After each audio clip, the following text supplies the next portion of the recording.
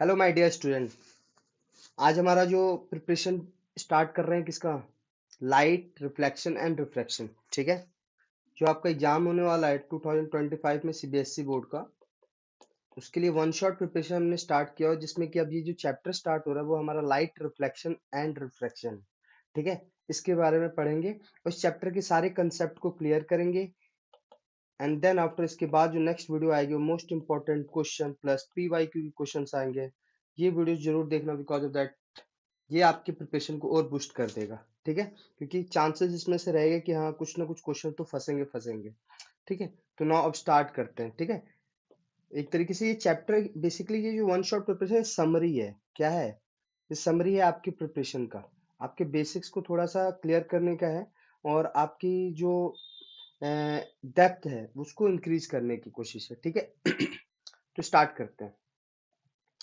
Actually इसमें जो syllabus है आपका, वो आपको पता है कि सिलेबस क्या क्या है। Reflection of light by curve surface पढ़ना है एमएस में, image found by spherical mirror पढ़ना है, सेंटर ऑफ कर्वेचर पढ़ना है, principal axis, principal focus, focal length, mirror formula and magnification. Actually इनके बारे में आपको पता होना चाहिए।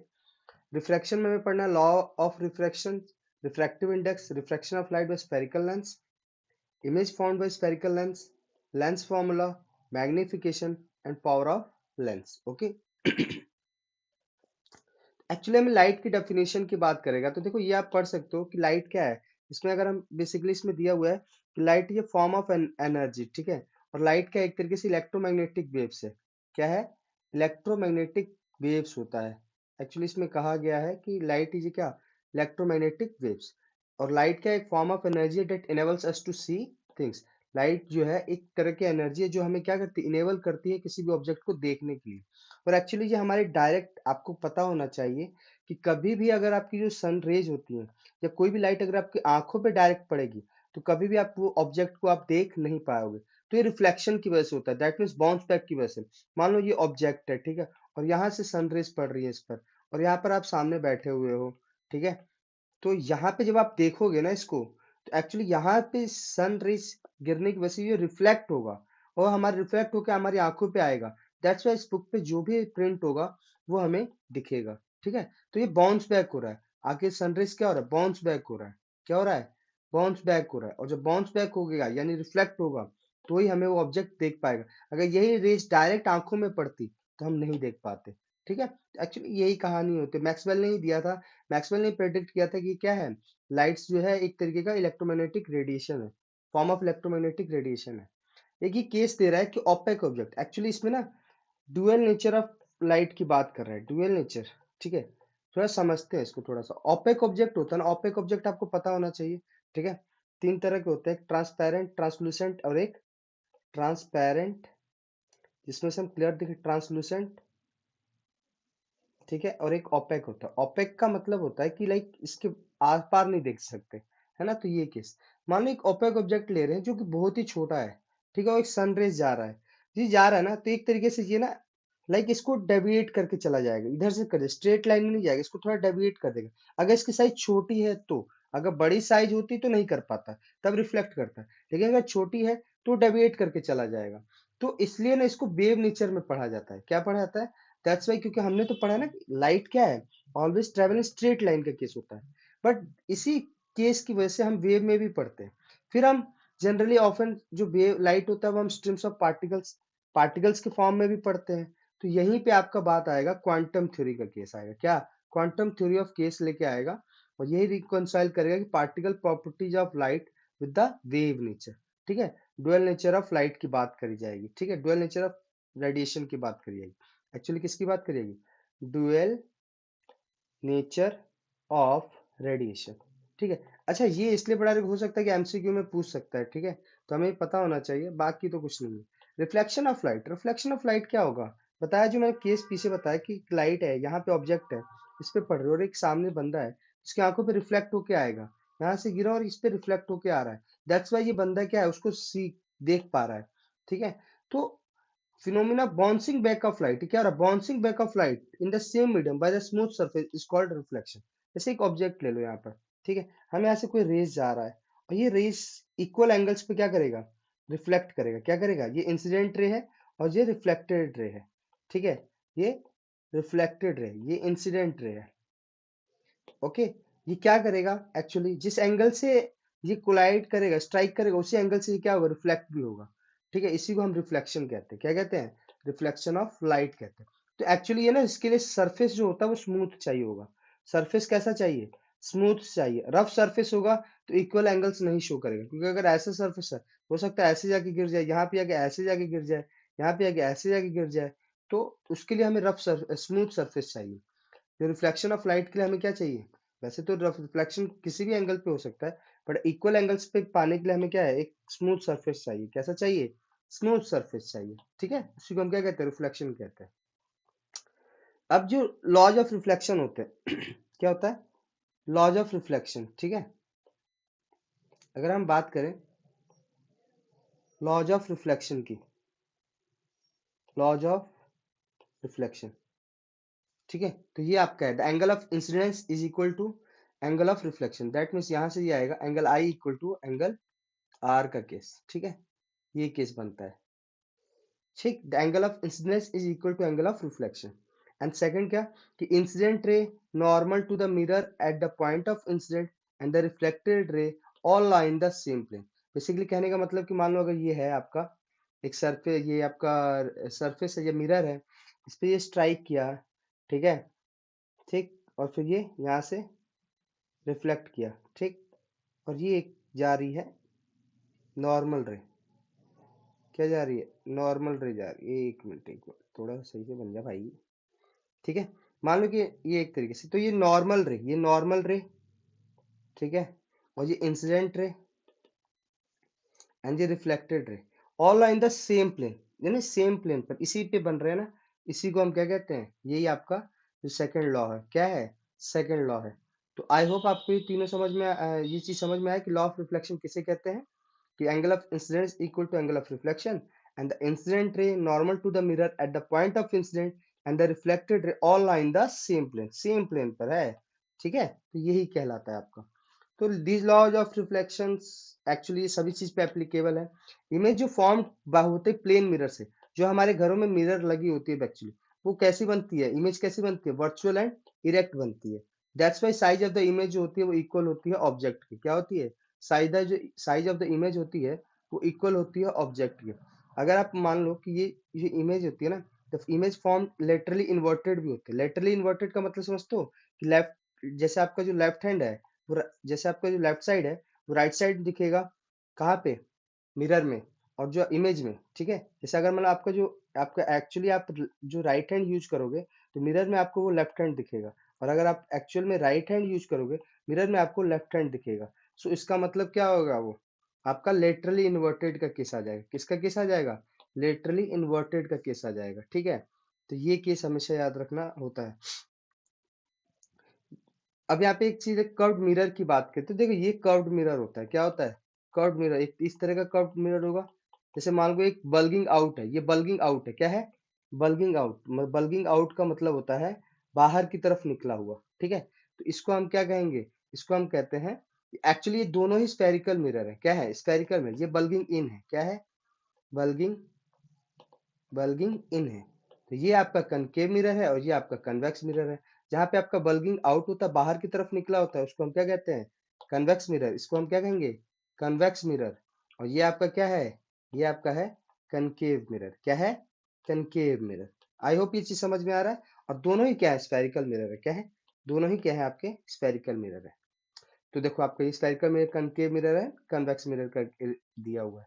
इंपॉर्टेंट टर्म्स आपको दिया हुआ है, जैसे देखो ये आपका अपर्चर होता है। क्या होता है? एक तरीके कनकेव मिरर है ना, तो ये आपका क्या है?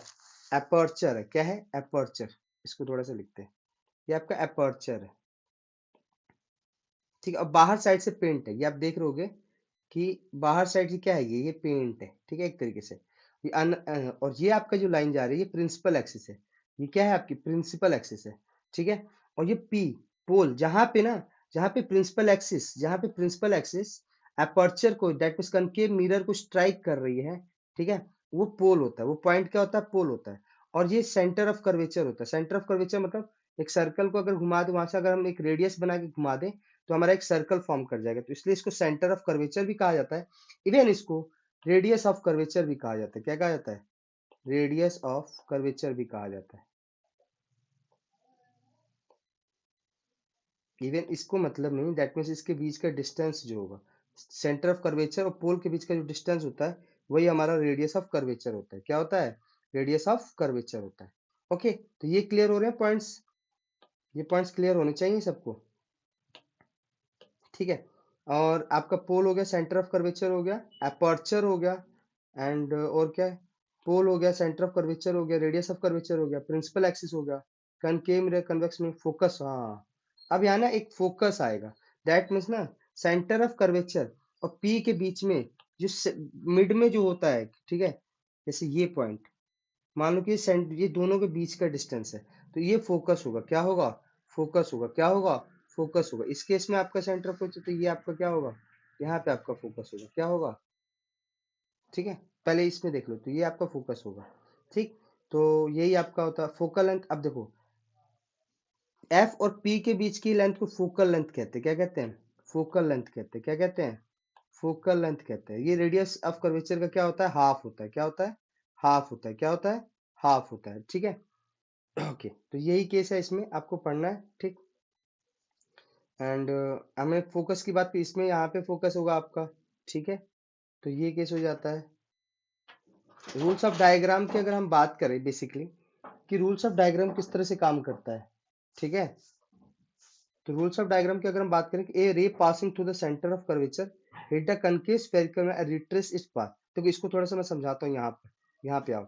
जैसे देखो, ये ना रिप्रेजेंटेशन है रे डायग्राम्स। जैसे ना अगर मान लो कि कोई प्रिंसिपल एक्सिस के पैरेलल एक लाइन जा रही है और वो फोकस से होते हुए जा रही है, ठीक है, एक जो भी रे पैरेलल होगी प्रिंसिपल एक्सिस के, आफ्टर रिफ्लेक्शन वो फोकस से होके जाएगी। हमेशा याद रखना, कहाँ से जाएगी? फोकस से होके जाएगी।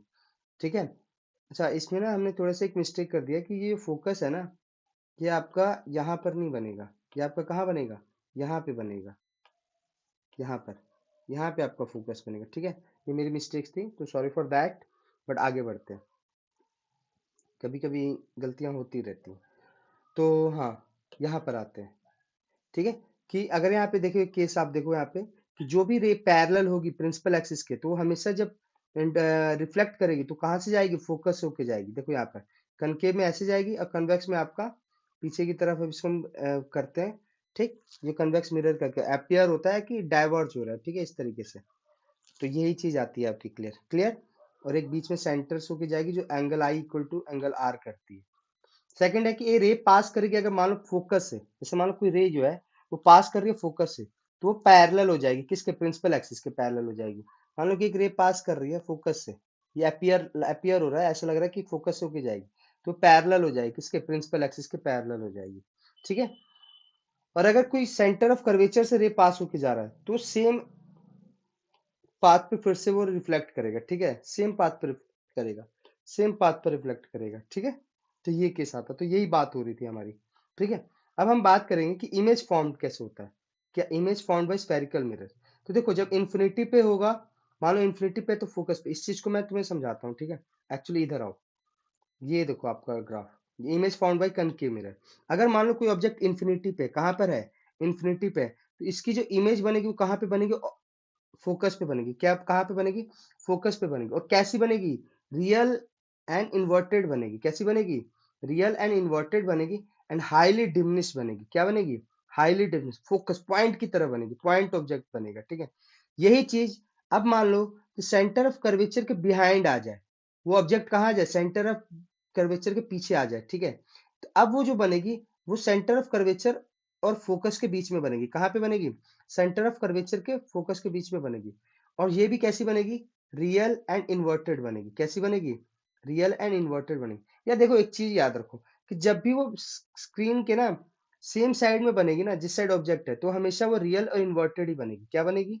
रियल एंड इन्वर्टेड ही बनेगी। क्या मैंने बोला? याद रखो, अगर स्क्रीन के सेम साइड में ही, जिस साइड में ऑब्जेक्ट है उसी साइड में अगर इमेज बन रहा है, तो हमेशा रियल बनेगी एंड इन्वर्टेड बनेगी। रियल मतलब रियल इस साइड, और इन्वर्टेड मतलब उल्टा। ठीक है, उल्टा। ठीक है, अगर वही चीज, अगर मान लो कि वो बिहाइंड द मिरर बन रही है, तो वर्चुअल बनेगी एंड इरेक्ट बनेगी। कैसी बनेगी? वर्चुअल बनेगी एंड इरेक्ट बनेगी। सीधी सी बात है, बिहाइंड द स्क्रीन बनेगी तो हमेशा वर्चुअल होता है, और जब वर्चुअल होगी तो इरेक्ट का केस आएगा ही आएगा। और जब भी वो फ्रंट ऑफ मिरर बनेगी, ठीक है, सेम साइड में बनेगी, तो वो आपका फिर रियल एंड इन्वर्टेड हो जाता है। कैसा होता है? रियल एंड इन्वर्टेड होता है, ठीक है, ये केस आ जाता है। तो यही केस आपका यहाँ पर हम देख रहे हैं। और फिर यहीं पे आपका ये वाला केस देखो, जो बी की यानी सेंटर ऑफ कर्वेचर के पीछे है, ठीक है, behind the centre of curvature है, तो देखो वो कहाँ पे बन रहा है? सेंटर ऑफ फोकस के बीच में बन रहा है। और वो भी कैसा बन रहा है? Real and inverted and diminish बन रहा है। जब यही सेंटर ऑफ कर्वेचर पे ऑब्जेक्ट है, ठीक है, सेंटर ऑफ कर्वेचर पे ऑब्जेक्ट है, तो इमेज भी कहाँ बन रहेगी? सेंटर ऑफ कर्वेचर पे ही बनेगी, लेकिन कैसी बनेगी? रियल एंड इन्वर्टेड बनेगी एंड सेम साइज की बनेगी। कैसी बनेगी? सेम साइज की बनेगी। जैसे देखो, जैसे जैसे पास आते जा रहा है ऑब्जेक्ट, वैसे वैसे ये जो साइज है वो बढ़ती चली जा रही है। अब यही जो ऑब्जेक्ट है सेंटर ऑफ कर्वेचर और फोकस के बीच में है। कहाँ पर है? सेंटर ऑफ कर्वेचर और फोकस के बीच में है। तो जो इमेज बनेगी वो कहाँ पे बनेगी? Behind the centre of curvature बनेगी। और कैसी बनेगी? रियल एंड इन्वर्टेड ही बनेगी, बट कैसी बनेगी? इनलार्ज बनेगी। कैसी बनेगी? अब फिर यहीं पे आपका आ जाओ, अगर वो ऑब्जेक्ट कहाँ पर है? फोकस पे है। कहाँ पर है? फोकस पे है, तो उसकी इमेज कहाँ बनेगी? इन्फिनिटी पे बनेगी। कहाँ बनेगी? कैसी बनेगी? रियल एंड इन्वर्टेड ही बनेगी, लेकिन हाईली इनलार्ज बनेगी। कैसी बनेगी? हाईली इनलार्ज बनेगी। अब वही ऑब्जेक्ट फोकस और पोल के बीच में आ जाए, तब यहाँ पे अब बिहाइंड द मिरर बनता है। बिहाइंड द मिरर का केस आएगा तो फिर कैसा? Virtual and erect and enlarge, ठीक है। वर्चुअल इरेक्ट का केस आएगा और इनलार्ज बनेगा। वर्चुअल इरेक्ट का किस क्यों आ रहा है? क्योंकि बिहाइंड द मिरर बन रहा है। फ्रंट ऑफ मिरर बन रहा होता तो रियल एंड इन्वर्टेड का केस आता। आई होप ये चीज समझ में। दूसरा चीज समझ में आ रहा है कि जैसे जैसे ऑब्जेक्ट पास होता चला जा रहा है, पोल के पास जा रहा है, वैसे वैसे साइज ऑफ ऑब्जेक्ट भी क्या होती जा रही है? बढ़ती जा रही है। सेंटर ऑफ कर्वेचर पे सेम ऑब्जेक्ट की जो हाइट होगी, वही हाइट आपकी किसकी होगी? इमेज की होगी, ठीक है। तो ये केस होता है। अब यही चीज हमने यहाँ पे देखा कि इंफिनिटी पे है, तो इमेज कहाँ बन रहा है? फोकस पे बन रहा है, हाईली डिमिनिश बन रहा, पॉइंट्स है रियल इन्वर्टेड। देखो आपका रियल इन्वर्टेड ही बना ना, क्योंकि सब अब जैसे पी और यानी पोल और फोकस के बीच में आया, ऑब्जेक्ट कैसा बना? बिहाइंड द मिरर इनलार्ज बना, वर्चुअल इरेक्ट बना। तो ये सेम साइज सी पे क्या होगा? सेम साइज होगा। तो आई होप ये चीज समझ में आया होगा, ठीक है। हम इसको अभी देखो वन शॉट प्रिपरेशन में ऐसे ही पढ़ना है, बिकॉज रिवीजन हो पाए हमारा। कनकेव मिरर का यूज कहाँ पे होता है? देखो कनकेव मिरर के टॉर्च में होता है, सर्च लाइट में यूज किया जाता है, व्हीकल हेडलाइट्स में यूज किया जाता है। देखो कनकेव मिरर ना जनरली आपका कन्वर्जिंग मिरर होता है। क्या होता है? कन्वर्जिंग मिरर होता है, ठीक है। ये क्या? Powerful parallel beam of light देता है। क्या देता है? Powerful parallel beam of light देता है, ठीक। तो डेंटिस्ट भी यूज करते हैं कनकेव मिरर ही, क्या करने के लिए? लार्ज इमेज ऑफ टीथ को देखने के लिए। किसको? लार्ज इमेज ऑफ टीथ को देखने के लिए हमें जो कनकेव मिरर डेंटिस्ट यूज करते हैं।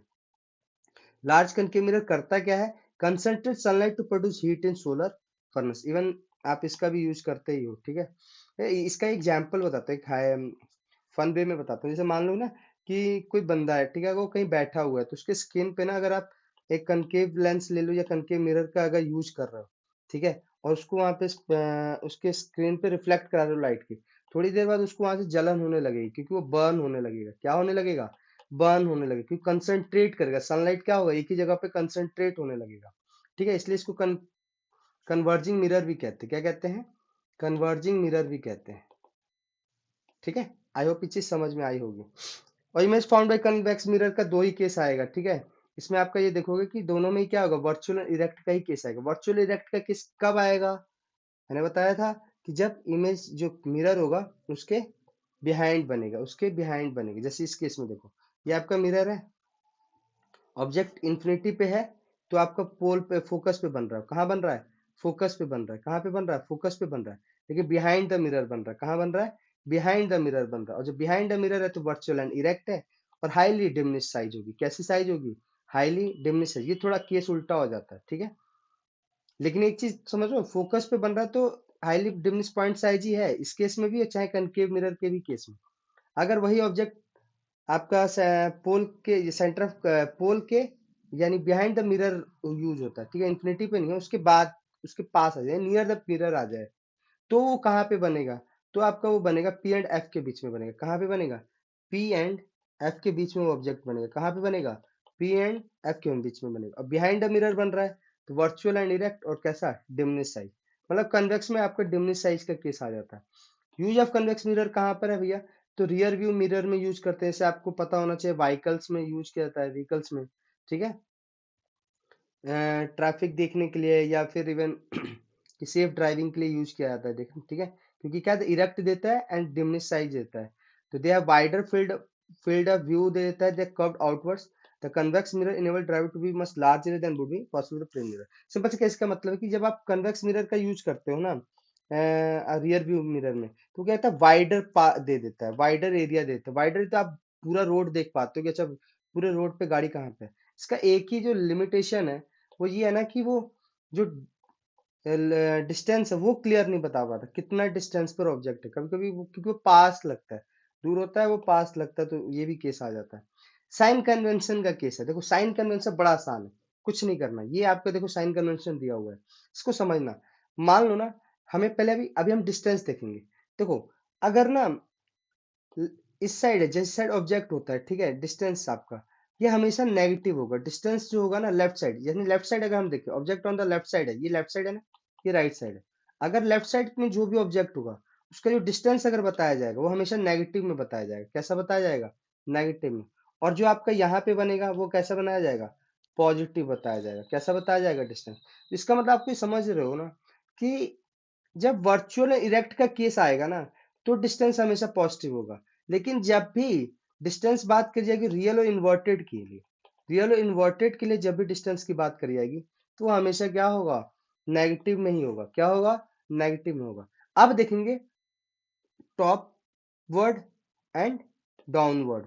तो टॉपवर्ड अगर ऑब्जेक्ट, जैसे ऑब्जेक्ट जो होगा हमेशा पॉजिटिव में पाया जाएगा, उसकी जो हाइट होगी हमेशा पॉजिटिव में पाई जाएगी, और रियल इन और इन्वर्टेड की जो हाइट होगी वो हमेशा क्या होगी, नेगेटिव में पाई जाएगी। तो that means virtual and erect की जो हाइट होगी वो हमेशा क्या होगी, पॉजिटिव में होगी, क्योंकि ये हमेशा क्या है, वर्चुअल एंड इरेक्ट बनती है ना। तो ये केस आ जाता है, ठीक है। तो आपको समझ में आ गया साइन कन्वेंशन क्या है, कि हमेशा याद रखना है कि डिस्टेंस लेफ्ट साइड में होगा तो हमेशा क्या होगा आपका, नेगेटिव होगा, क्या होगा, नेगेटिव होगा। और राइट साइड का केस अगर ले लेंगे तो क्या होगा, पॉजिटिव होगा। लेकिन जब हाइट की बात करिएगी तो टॉपवर्ड में हाइट पॉजिटिव होगा और डाउनवर्ड में क्या होगा, नेगेटिव होगा। तो ये हमेशा याद रखना, इसका मतलब एक चीज समझ में आ गई। तो डिस्टेंस ऑफ जो ऑब्जेक्ट होगा, जो डिस्टेंस ऑफ ऑब्जेक्ट होगा वो हमेशा नेगेटिव में होगा, है ना। और पॉजिटिव में कब, और इमेज जो होगी, इमेज अगर वो रियल और इन्वर्टेड हुई, क्या हुई, रियल और इन्वर्टेड हुई, तो इमेज क्या होगी, नेगेटिव होगी, जो डिस्टेंस होगा वो नेगेटिव होगी, ठीक है। लेकिन अगर वही चीज वर्चुअल इरेक्ट हुई तो वो पॉजिटिव हो जाएगी। हाइट में हमेशा क्या होगा कि जो रियल और इन्वर्टेड इमेज बनेगी उसकी हाइट भी जो होगी ना, हाइट ऑफ इमेज होगी वो क्या होगी, नेगेटिव होगी। और जो हाइट ऑफ ऑब्जेक्ट होगी वो हमेशा क्या होगी, पॉजिटिव होगी। वर्चुअल और इरेक्ट में क्या केस आ जाएगा कि हाइट क्या होगी, वर्चुअल इरेक्ट में इधर की तरफ बनता है ना, तो दैट मीन्स वो क्या होगा, पॉजिटिव हाइट होगी, क्या होगी, पॉजिटिव हाइट होगी। ये याद रखना है, बहुत इंपॉर्टेंट है।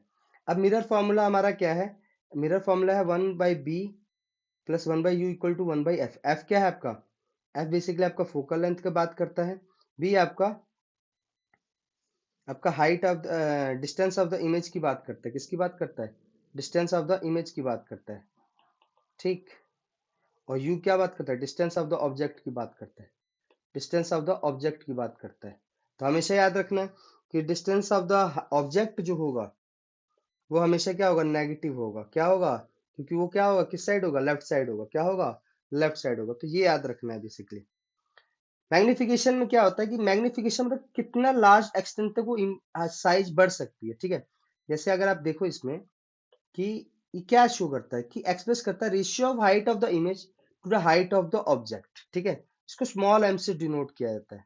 जैसे अगर हम बात करें हाइट ऑफ द इमेज को एच डैश से डिनोट किया जाता है, हाइट ऑफ द ऑब्जेक्ट को एच से, ठीक है। और मैग्निफिकेशन में जो होगा वो क्या होगा, h dash upon H equal to minus v upon u. ये माइनस क्या शो कर रहा है, एक चीज ध्यान रखने वाली बात यह है कि माइनस क्या शो कर रहा है। समझो थोड़ा, मुझे कोई बताएगा माइनस क्या शो कर रहा है। यार एक चीज समझना कि जो इमेज होगी ना, हाइट ऑफ द इमेज होगी, मैग्निफिकेशन, ये आपका देखो हाइट ऑफ द ऑब्जेक्ट हमेशा पॉजिटिव लिया जाएगा, हाइट ऑफ द ऑब्जेक्ट हमेशा क्या लिया जाएगा, पॉजिटिव। लेकिन distance of the object, distance of the object क्या लिया जाएगा, नेगेटिव लिया जाएगा। ये ध्यान रखने वाली बात, क्योंकि वो लेफ्ट साइड में होता है। हाइट का मतलब ऊपर की तरफ है, टॉप वर्ड की तरफ, तो पॉजिटिव लिया जाएगा, जो क्योंकि प्रिंसिपल एक्सिस के अबव रहता है। और height of the image positive किसके लिए होगा, वर्चुअल इमेज के लिए होगा, नेगेटिव किसके लिए होगा, रियल इमेज के लिए होगा। ये नेगेटिव साइन शो क्या कर रहा है, ये एक्चुअली शो कर रहा है कि इमेज क्या है, रियल होगा। क्या होगा, अगर negative sign the value of magnification अगर इंडिकेट करेगा तो इमेज क्या होगा, रियल शो करेगा। पॉजिटिव साइन आएगा तो वर्चुअल आएगा। ये मैग्निफिकेशन का फॉर्मूला होता है, h dash upon h equal to minus v upon u। h dash मतलब height of the image, h मतलब height of the object, v मतलब distance of the image, u मतलब डिस्टेंस ऑफ द ऑब्जेक्ट। तो ये case आ जाता है। जैसे ये आपको एग्जांपल दिया हुआ है, चलो इसको थोड़ा सा देखते हैं। कह रहा है कि एक कन्वेक्स मिरर है, भाई सीधी सी बात है, कन्वेक्स मिरर का केस आ गया। कन्वेक्स मिरर में हमने एक चीज पढ़ा है कि हम इमेज हमेशा क्या बनती है, वर्चुअल एंड इरेक्ट बनती है। क्या बनती है, वर्चुअल एंड इरेक्ट। इसका मतलब जो हाइट ऑफ द ऑब्जेक्ट है वो पॉजिटिव ही आने वाला है, ठीक है। तो if a bus is located at 5 metre from this mirror, correct, radius of curvature 3 metre है, रेडियस ऑफ कर्वेचर, सीधी सी बात है। तो रेडियस ऑफ कर्वेचर कहाँ पे होगा, ये एफ है, एफ और पी के बीच का इसको रेडियस ऑफ कर्वेचर कहा जाता है। ये सेंटर ऑफ कर्वेचर है, सॉरी, ये आपका सेंटर रेडियस ऑफ कर्वेचर है, सेंटर ऑफ कर्वेचर और पोल के बीच का डिस्टेंस को। तो दैट मीन्स कि ये इस साइड है, राइट साइड है, तो ये क्या होगा, +3 मीटर। ऑब्जेक्ट डिस्टेंस हमेशा क्या होगा, बिहाइंड द मिरर होगा, मतलब लेफ्ट साइड में होगा, तो वो क्या होगा आपका -5 मीटर। अब हमसे पूछा क्या है कि position, nature and size of the image. क्या क्या पूछा है, पोजीशन पूछा है, नेचर पूछा है and size of the image. Basically हमें उसके लिए इमेज डिस्टेंस निकालना पड़ेगा, ठीक है, और हाइट ऑफ द इमेज निकालना पड़ेगा। क्या निकालना पड़ेगा, हाइट ऑफ द इमेज निकालना पड़ेगा। फोकल लेंथ का फॉर्मूला क्या होता है, देखो फोकल लेंथ ना आपका हमेशा याद रखना है, फोकल लेंथ जो होता है वो हाफ होता है किसका, रेडियस ऑफ कर्वेचर का। यानी रेडियस ऑफ कर्वेचर अगर निकालना हो तो 2f कह सकते हैं, कह सकते हैं 2f कह सकते हैं, ठीक है। अगर हमारे पास रेडियस ऑफ कर्वेचर दिया हुआ है, फोकल लेंथ निकालना है, फोकल लेंथ हमारा क्या आ गया, 1.50 आ गया। और फॉर्मूला हम जानते हैं मिरर फॉर्मूला का कि 1/b plus 1/u equal to 1/f। हमारे पास ऑब्जेक्ट डिस्टेंस दिया, ये दिया है, ये दिया है, तो v निकल जाएगा। v निकाला तो हमारा कितना आया, +1.15 मीटर, ठीक है। दैट मीन्स एक तो इससे तो पता चल गया प्लस से कि जो इमेज वो बन रहा है, क्या बन रहा है, बैक ऑफ द मिरर बन रहा है, मतलब इस साइड बन रहा है, राइट साइड में बन रहा है, ठीक है। ये पता चल गया। मैग्निफिकेशन का formula h dash upon h equal to minus v upon u। तो भाई हमें देखो, हमारे पास ना हाइट v दे रखा है, क्या दे रखा है, v हमारा 1.15 है, और जो ऑब्जेक्ट डिस्टेंस है वो -5.0 है। ये माइनस माइनस प्लस हो जाएगा। अब ये इसको पूरा सॉल्व करेंगे तो हमारा 0.23 प्लस आ रहा है। क्या आ रहा है, जब प्लस आ रहा है तो सीधी सी बात है वर्चुअल एंड इरेक्ट होगा। और 0.23 है, यानी ऑब्जेक्ट की जो डिस्टेंस थी, अरे जो आपका 0.3 मैग्निफिकेशन क्या है, 0.3 यानी 1 से भी कम आ रहा है। सीधी सी बात है कि क्या है, स्मॉलर साइज होगा। क्या होगा, 1 से ज्यादा होता तो ये थोड़ा सा इनलार्ज कह सकते थे। बट आपको एक चीज पता है, कन्वेक्स मिरर में कभी भी वो डिमिनिश बनेगा या हाईली डिमिनिश या पॉइंट साइज बनेगा, तो दो ही केस ही आएगा। तो सीधी सी बात है वो आपका, ठीक है। कंसेप्ट क्लियर हो ना, तो ये आप आराम से कर सकते हो। और अगर आपको कंसेप्ट ही क्लियर नहीं हो तो फिर आप नहीं कर पाओगे। आई होप ये चीज समझ में आया होगा आपको। अब बात करेंगे रिफ्रैक्शन ऑफ लाइट की। किसकी बात करेंगे, रिफ्रैक्शन ऑफ लाइट की। देखो रिफ्रैक्शन ऑफ लाइट में क्या होता है ना, कि दो मीडियम चाहिए, टू मीडियम्स की रिक्वायरमेंट होगी, ठीक है। अब ये दो मीडियम होंगे ना, एक डेंसर और एक रेयरर मीडियम होगा, यानी दोनों की डेंसिटी का केस क्या आएगा, किसका केस आएगा, डेंसिटी में डिफरेंसेस होगा। किसमें डिफरेंसेस होगा, डेंसिटी में डिफरेंसेस होगा। जैसे अगर हम ये देख रहे हैं, ये एयर है, क्या है, मीडियम 1 आपका एयर है, मीडियम 2 क्या है, वाटर है, ठीक है। तो कभी भी देखना, जिसकी डेंसिटी ज्यादा होगी ना, तो जब भी रे ऑफ लाइट जाएगी, ठीक है, वो क्या करेगी, उसको टूवर्ड्स द नॉर्मल कर देगी। क्या कर देगी, टूवर्ड्स द नॉर्मल कर देगी। और जैसे ही वो फिर डेंसर मीडियम से बाहर आएगा, फिर वो अवे फ्रॉम नॉर्मल हो जाएगा। क्या हो जाएगा, अवे फ्रॉम नॉर्मल हो जाएगा। तो यही आपका रिफ्लेक्शन कहलाता है। क्या कहलाता है, रिफ्लेक्शन कहलाता है। जैसे इसमें केस में देखो, यहाँ पे आपका रिफ्लेक्शन नहीं हो रहा है, रिफ्लेक्शन नहीं हो रहा है, रिफ्रैक्शन हो रहा है। दैट मीन्स मीडियम 1 से जब मीडियम 2 में जा रहा है, तो क्या देखो, ये जो एंगल था ये ज्यादा था, ये एंगल क्या हो रहा है, छोटा हो जा रहा है। So that means incident ray और रिफ्लेक्टेड रे जो ये टूवर्ड्स द नॉर्मल जा रहा है, किसकी तरफ जा रहा है, टूवर्ड्स द नॉर्मल। मतलब डेंसर मीडियम में टूवर्ड्स द नॉर्मल होगा। और रेयरर मीडियम होता, अगर मान लो यहां से ये बाहर जा रहा है, तो ये अवे फ्रॉम नॉर्मल जा रहा है। कहाँ जा रहा है, यहां से अगर ऐसे जा रहा है तो अवे फ्रॉम नॉर्मल जा रहा है। ये रिफ्रैक्शन का केस आता है, उसका वजह होती है डेंसिटी। क्या होती है? Density. The phenomena of light bending in different medium is called refraction. ठीक है, ये केस आता है। इसका केस देखो आप, यहाँ पे मैंने बात किया था, ये आपका क्या है? इंसिडेंट रे है। जब ये स्ट्राइक किया है, एयर से ग्लास की तरफ आया, टूवर्ड्स द नॉर्मल हो गया। क्या होगा? टूवर्ड्स द नॉर्मल हुआ, और देन फिर ये क्या होगा? अवे फ्रॉम नॉर्मल हो जाएगा। ठीक है, ग्लास स्लैब में हम ये बात करें कि यहाँ से ये रे जाएगा, और देन फिर ये जब रेयर डेंस ग्लास से जब एयर की तरफ जाएगा, कहाँ की तरफ? ग्लास से एयर की तरफ है ना। रेयर, ये डेंसर मीडियम है और ये रेयरर मीडियम, फिर ये अवे फ्रॉम नॉर्मल हो जाएगा। क्या हो जाएगा? अवे फ्रॉम नॉर्मल हो जाएगा। क्या हो जाएगा? अवे फ्रॉम नॉर्मल हो जाएगा। तो यही चीज कह रहा है कि जब लाइट इंसिडेंट करते हैं रेक्टेंगुलर ग्लास स्लैब में, it emerged parallel to the incident ray, ठीक है, and laterally displaced, it moves from rarer to denser medium and then again to rarer medium। ये बेसिकली केस आता है। ठीक है, तो अब यहाँ पे यही चीज दे रखा है कि incident ray, refracted ray and the normal to the interface of two transparent medium at the point of all line the same plane. जैसे इस केस में देखो आप, इस पे ये इंसिडेंट रे, ये रिफ्रैक्टेड रे है और ये पॉइंट नॉर्मल का है, तो यही आपका क्या कहलाएगा? ये आपको यही चीज कह रहा है कि at the point of all line the same plane पर पड़ रहा है। और ratio of sine of angle of incidence जो होगा, वो sine of angle of reflection के इक्वल क्या कांस्टेंट होगा? क्या होगा? कांस्टेंट होगा for the light of given colour and for the given pair of medium. ये याद रखना, इसी को हम क्या कहते हैं? स्नेल लॉ ऑफ रिफ्लेक्शन कहते हैं। ये हमेशा इक्वल होगा किसके लिए? 0 to less than incident ray less than 90। ठीक है, i the angle of incident and r is the angle of reflection. ठीक है, ये हमेशा याद रखना है। The constant value is called refractive index of second medium with respect to first. याद, इसमें क्या कह रहा है कि जो कांस्टेंट वैल्यू है ना रिफ्रैक्टिव इंडेक्स की, वो सेकंड मीडियम से हम निकालेंगे, सेकंड मीडियम का निकालेंगे विथ रिस्पेक्ट टू फर्स्ट। हमेशा याद रखना, ये आपको दिया भी है, जैसे sine I upon sine R equal to क्या है? कांस्टेंट है। ठीक, तो एक्चुअली इसी पे बात करी जाएगी। स्नेल लॉ क्या कहता है कि move from rare to denser medium, light bend toward the normal. Light bend, ये देखो मैंने जो बात कही थी कि लाइट क्या है? नॉर्मल की तरफ जाएगी जब रेयरर से डेंसर के मीडियम की तरफ आएगा। ठीक है, और light band away from normal कब होगी? जब वो डेंसर से रेयरर मीडियम की तरफ जाएगा। तो ये हमेशा याद रखने की चीज है। अब हमें रिफ्रैक्टिव इंडेक्स की बात करेंगे। किसकी बात करेंगे? रिफ्रैक्टिव इंडेक्स की बात करेंगे। तो जैसे एक केस लेके चल रहा है, ठीक है, इसमें ना देखो, आपको एक्चुअली N21 देखा। N21 का मतलब हुआ कि हमें ना रिफ्रैक्टिव इंडेक्स 2 का निकालना है with respect to 1, with respect to 1।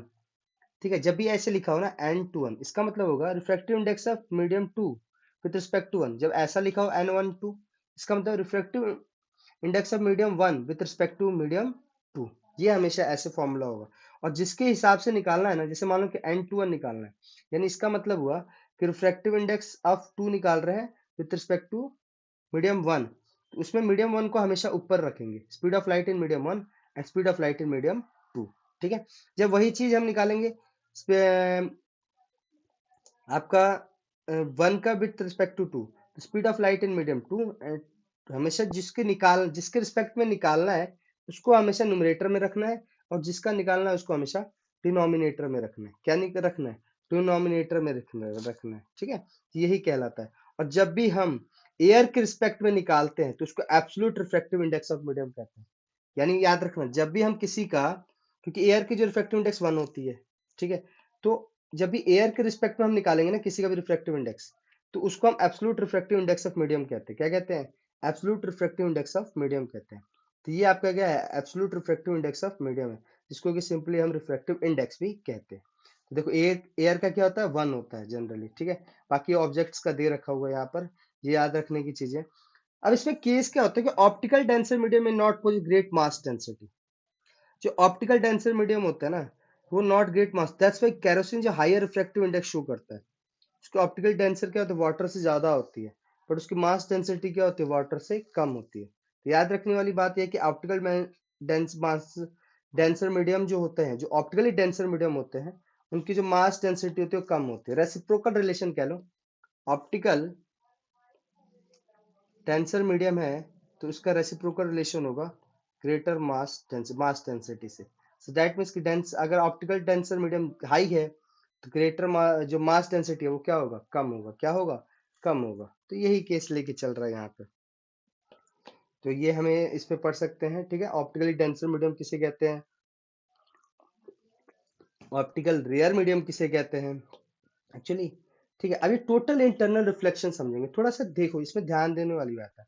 देखो रिफ्रैक्शन, ये आपका क्या है, रिफ्रैक्शन हो रहा है। क्रिटिकल एंगल किसे कहते हैं, देखो क्रिटिकल एंगल, मान लो कि जब एंगल, जो इंसिडेंट लाइट है वो क्या कर रही है, वो स्ट्राइक करती है, ठीक है, और वो पैरेलल चली जाती है किसके, सरफेस के पैरेलल जाने लगती है। तो जिस एंगल पे ये हो रहा था ना, पैरेलल जाने लगे, है ना, सरफेस के पैरेलल जाने लगे, उसी को क्या कहते हैं, क्रिटिकल एंगल कहते हैं। और जब ये क्रिटिकल एंगल से भी ज्यादा एंगल हो जाए, मतलब ये जो रिफ्लेक्शन है, ठीक है, क्रिटिकल एंगल से ज्यादा वैल्यू की ये आपका हो जाए क्या, एंगल पे वो जाने लगे, ठीक है, तो वो बेंड डाउन कर जाएगा। यहाँ पे क्या होगा, टोटल इंटरनल रिफ्लेक्शन होगा, क्या होगा, टोटल इंटरनल रिफ्लेक्शन, इसी को क्या कहते हैं, टोटल इंटरनल रिफ्लेक्शन, यानी क्रिटिकल एंगल से ज्यादा होगा ये वाला एंगल, ठीक है, जिसपे टोटल इंटरनल रिफ्लेक्शन होगा, वो एंगल ज्यादा होगा एज कम्पेयर टू किससे, क्रिटिकल एंगल से। और क्रिटिकल एंगल से अगर कभी भी कम हो रहा है तो वहां पे रिफ्लेक्शन रिफ्रैक्शन शो करेगा, क्या शो करेगा, रिफ्लेक्शन, रिफ्लेक्शन शो करेगा। और जब क्रिटिकल एंगल से ज्यादा होगा एंगल, तो वहां पे टोटल इंटरनल रिफ्लेक्शन शो करेगा। ठीक है, तो यही चीज कह रहा है कि जब light goes from denser to rarer medium, it bend away from the normal, वो क्या होगा, बेंड करेगा नॉर्मल से। और the angle at which incident causes the refracted ray to go along the surface of two medium parallelly is called critical angle, surface of the medium parallelly is called critical angle. तो ये angle पे जिस पे हो रहा है वो critical angle कहलाएगा। और जब यही इंसिडेंट एंगल ग्रेटर हो जाए क्रिटिकल एंगल से, तो फिर वहां पे फिनोमेना शो करता है इंटरनल रिफ्लेक्शन का, क्योंकि वो फिर रिफ्लेक्ट करेगा डेंसर मीडियम के अंदर ही instead of reflecting. I hope आपको समझ में आएगा। सब मिराज और ऑप्टिकल फाइबर्स बनते हैं, ठीक है, ऑप्टिकल फाइबर्स में यूज किया जाता है। स्फेरिकल लेंसेज का क्या, सिंपल सी बात है कि देखो ये आपका है ना, जब दोनों बल्गिंग आउट होंगे बाहर की तरफ, तो ये कन्वेक्स लेंस का केस आ जाता है। किसका कन्वेक्स लेंस आता है, कन्वेक्स लेंस। और जब ये दोनों बल्गिंग इन होंगे, ठीक है, बल्गिंग इन, तो ये आपका कनकेव लेंस का केस आ जाएगा। किसका केस आ जाएगा, कनकेव लेंस का केस आ जाएगा। किसका केस आ जाएगा, कनकेव लेंस का केस आ जाएगा। ठीक है, देखो ये आपका कनकेव लेंस का केस है, ये आपका कन्वेक्स लेंस का केस है। और कनकेव लेंस जो होता है वो कन्वर्जिंग होता है, क्या होता है, कन्वर्जिंग होगा। और डाइवर्जिंग किसका होगा, सॉरी, कन्वर्जिंग किसका होगा, कन्वेक्स लेंस का होगा। और डाइवर्जिंग किसका होगा, कनकेव लेंस का होगा। ये हमेशा याद रखना है। ये क्या है आपका, डाइवर्जिंग है, क्या है, डाइवर्जिंग लेंस है, उल्टा होता है। जैसे आप देखो कनकेव मिरर जो होता है ना, कनकेव मिरर, वो एक्चुअली कन्वर्जिंग होता है, क्या होता है, कन्वर्जिंग होता है। और जब आप लेंस की बात करते हो, कनकेव लेंस की बात करते हो, तो वो हो जाता है डाइवर्जिंग, क्या हो जाता है। लेकिन जब आप बात करते हो कन्वेक्स लेंस की, कन्वेक्स लेंस की, तो ये आपका हो जाता है कन्वर्जिंग। और जब आप बात करते हो कन्वेक्स मिरर की, तो वो आपका हो जाता है डाइवर्जिंग। ये याद रखने वाली चीज, क्योंकि एमसीक्यू में आ सकता है बेसिकली। ठीक है, रूल्स ऑफ डायग्राम सेम वही चीजें हैं, कोई इसमें वो नहीं है। ये हम सारी चीजें हम जानेंगे इसी में, ठीक है। जैसे अभी देखो यहाँ पे, ये देखो, इसमें थोड़ा सा ध्यान देने वाली बात क्या है कि जो ना सेंटर ऑफ कर्वेचर है, देखो दो सेंटर ऑफ कर्वेचर होंगे, एक इसका और एक इसका, है ना। तो इसका C1 मानेंगे इस साइड वाले को, तो ये C2 होगा। और ये आपका F1, तो ये आपका F2 होगा। और ये लेंथ है, ये 2F1 का मतलब क्या है कि सेंटर जो रेडियस ऑफ कर्वेचर है उसके बारे में बात कर रहा है, ठीक है। ये लेंथ, सेम यही चीजें हैं, ठीक है। आपको ये समझना है थोड़ा सा, बस और कुछ नहीं। यानी इस साइड F1 रहेगा, इस साइड F2 रहेगा, left side F1 and right side F2 रहेगा, ठीक है। तो यही केस आता है थोड़ा सा, इसी के बारे में हमें जानना है, ठीक। देखो इसमें क्या होगा, आपकी इमेज बन रहा है। मान लो कि ऑब्जेक्ट इन्फिनिटी से आ रहा है, कहाँ से आ रहा है, ऑब्जेक्ट का जो लाइट है, डिस्टेंस है, वो कहाँ से आ रहा है, इन्फिनिटी से आ रहा है। तो वो बनेगा कहाँ पे, F2 पे बनेगा, कहाँ पे बनेगा। और जब F2 पे बनेगा तो कैसा बनेगा, देखो यहाँ पे हाईली डिमिनिश बनेगा, कैसा बनेगा। और इस केस में भी आप देखोगे रियल इन्वर्टेड ही बन रहा है, सब में क्या बन रहा है, रियल। सिर्फ एक ही में केस आएगा जब आपका F1 और ऑप्टिकल सेंटर, अच्छा ऑप्टिकल सेंटर किसे कहते हैं, ये जो O है ना, ये ऑप्टिकल सेंटर है, क्या है, ऑप्टिकल सेंटर है, ठीक है। इसमें आपका पोल नहीं आता, इसमें आपको ऑप्टिकल सेंटर लेते हैं। और मिरर वाले में क्या लेते थे, पोल लेते थे, ठीक है। इसमें आपका ऑप्टिकल सेंटर लेंगे, ठीक है। सेम केस यहाँ पर, जब आपका ऑब्जेक्ट इसके पीछे आ जाए, यानी सेंटर ऑफ कर्वेचर के पीछे आ जाए, तो वो कहाँ पे बनेगा, F4 2F के बीच में बनेगा, मतलब यहाँ पे ही बनेगा। देखो सेम ही बन रहा है, बट ये क्या बन रहा है, लेफ्ट साइड बन जा रहा है। कैसे बन रहा है, सॉरी राइट साइड बन रहा है। और क्या बन रहा है, रियल और इन्वर्टेड ही बन रहा है। क्या बन रहा है, रियल और इन्वर्टेड बन रहा है। ठीक है, इस केस में भी आ जाओ कि आपका जब focus centre of curvature C1 पे आ जाए, सेंटर ऑफ कर्वेचर पे जाए, तो C2 पे भी बनेगा और इक्वल हाइट का बनेगा और रियल और इन्वर्टेड ही बनेगा। सेम केस इसमें भी आप आ जाओ कि जब सेंटर ऑफ कर्वेचर और फोकस के बीच में आ जाएगा, तो इस साइड फिर कहाँ पे बनेगा, आपका सेंटर ऑफ कर्वेचर के पीछे बनेगा। ठीक है, यानी C2 के पीछे बनेगा। वो कैसा बनेगा, रियल और इन्वर्टेड ही बनेगा, लेकिन कैसा बनेगा, आपका लार्ज बनेगा। सेम केस वही जब फोकस पे आ जाए, तो फिर वो कहाँ पे बनेगा आपका, वो आपका इंफिनिटी पे बनेगा। कहाँ पे बनेगा, इंफिनिटी पे बनेगा। और इंफिनिटी पे बनेगा तो फिर से रियल और इन्वर्टेड का केस आ जाएगा, हाईली इनलार्ज आ जाएगा।